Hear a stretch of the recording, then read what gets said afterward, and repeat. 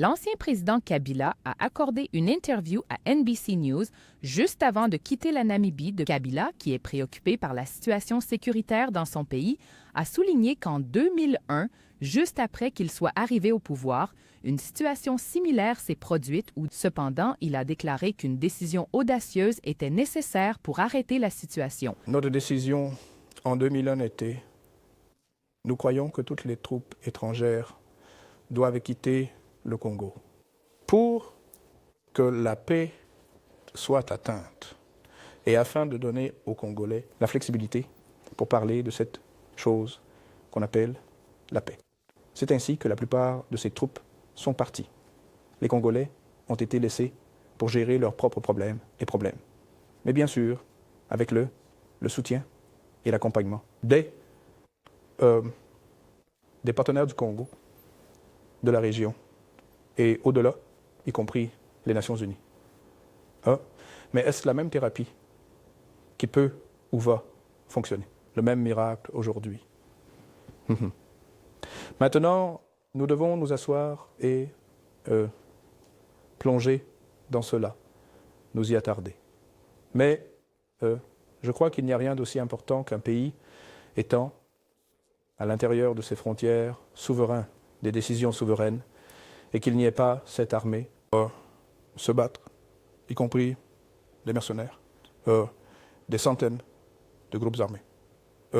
Maintenant, quand vous avez un tel mélange, eh bien, c'est une situation assez indésirable. En 2008, Kabila a signé un accord de paix avec les groupes rebelles dans l'est du Congo et il a partagé quelques conseils tirés de ses expériences. Mon conseil, si jamais quelqu'un voulait mon avis sur cette question particulière, serait de parler aux Congolais.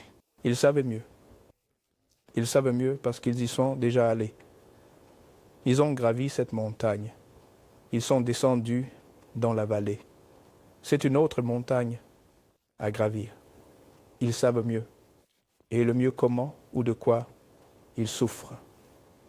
Et je sais que l'initiative consiste à faire venir des médiateurs de l'Afrique de l'Ouest et d'autres pays africains, mais aucun médiateur ne vous dira jamais qu'il ou elle connaît le Congo mieux que les Congolais eux-mêmes. Et je pense que cela devrait être la première étape. Et puis, la deuxième étape, bien sûr, devrait être la bonne volonté. Comment jugez-vous la bonne volonté, les bonnes intentions des acteurs? Et bien sûr, troisièmement, quelles sont les garanties que ce que vous faites apportera définitivement ou à la fin la paix dont nous parlons? Que lui réserve l'avenir? Eh bien, seul Dieu sait. Nos intentions sont d'être très disponibles pour servir notre pays, servir notre peuple, continuer de servir notre peuple et